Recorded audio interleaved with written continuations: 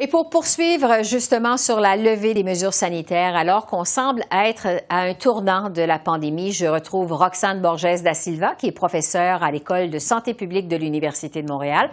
Bonsoir, professeur Borges da Silva. Bonsoir, Mme Bégin. Bon, sur cette demande des conservateurs, d'abord, de présenter un plan d'ici le 28 février pour lever toutes les restrictions sanitaires décrétées par Ottawa, c'est-à-dire la vaccination obligatoire des fonctionnaires, des voyageurs, des camionneurs. Est-ce que c'est trop tôt pour lever ces restrictions?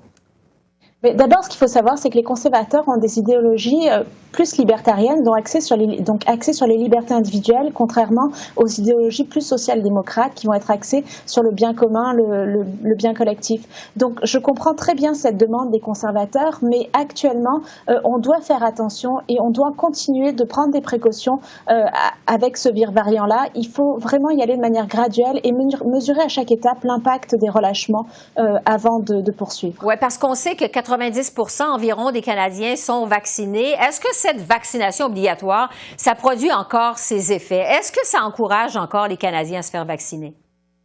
Mais en fait, avec le variant Omicron, c'est la troisième dose qu'il faut absolument aller chercher. C'est cette troisième dose qui permet d'apporter ce boost d'immunité et qui permet de protéger réellement contre le développement de symptômes graves si on contracte le variant Omicron. Donc, il faut absolument encourager la population à aller chercher cette troisième dose qui va permettre ce retour à la normalité et le relâchement des mesures. Cela dit, plusieurs provinces ont annoncé cette semaine leur plan de déconfinement graduel, justement. Certaines provinces vont vraiment très vite. En Alberta, l'exigence du passeport vaccinal est déjà levée. En Saskatchewan, ce sera dès lundi prochain. Est-ce que ça va trop vite?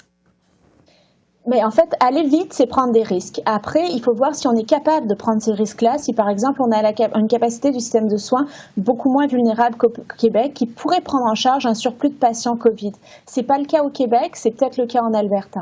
Vous parlez du Québec, justement. Là, pas question pour le moment de lever l'exigence du passeport vaccinal. Il n'y a pas de date fixée non plus. On dit que le passeport vaccinal est là pour rester.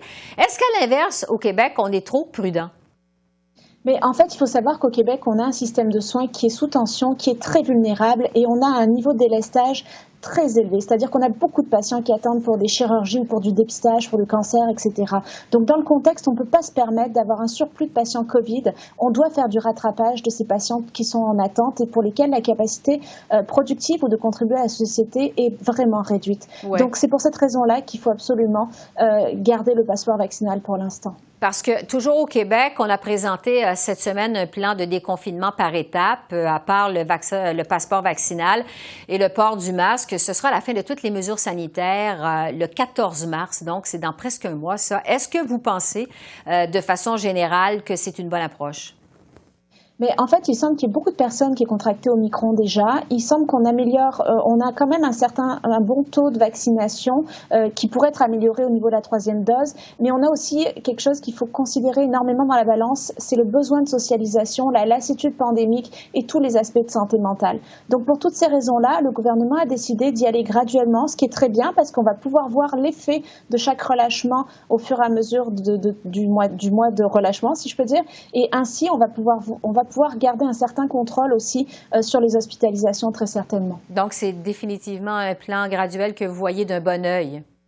Absolument, c'est ce qu'il fallait faire étant donné la lassitude pandémique de la population. Oui, et ça, vraiment, on le sent. Sur le port du masque maintenant, on le voit aux États-Unis, même dans les États les plus démocrates, comme la Californie, par exemple, on laisse tomber l'exigence du masque. Est-ce qu'on va trop vite en affaires du côté des États-Unis en laissant comme ça tomber carrément le masque?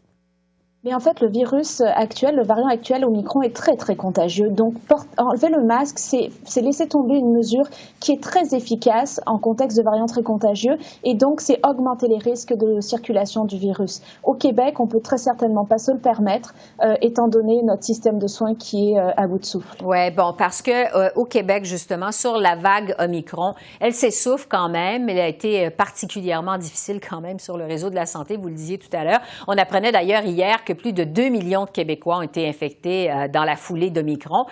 Est-ce qu'on se dirige, je dirais, enfin vers une immunité collective contre la COVID? Est-ce qu'on est rendu à un point tournant, finalement, dans cette pandémie? Est-ce que vous le voyez venir, ce point tournant?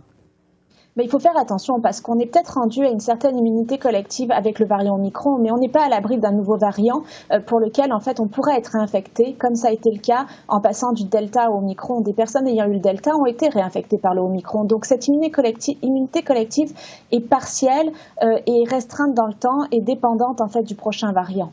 Oui, le prochain variant, parce qu'on se demande finalement quand on va pouvoir traiter ce virus de la COVID comme une simple grippe. Finalement, à la lumière de ce que vous nous dites, c'est pas de sitôt. C'est pas... Mais en fait, la recherche sur la vaccination et sur les vaccins est quand même très encourageante et il faut garder espoir que les vaccins qui vont être développés vont pouvoir toucher un plus grand spectre de mutations du virus et de ses variants, qui fera que peut-être on arrivera à une vaccination annuelle qui nous permettra finalement de rester dans une normalité au niveau des mesures sanitaires. Alors, sur cette note positive, professeure Roxane Borges da Silva, je vous remercie beaucoup. Merci de vos lumières. Merci, au revoir. Au revoir.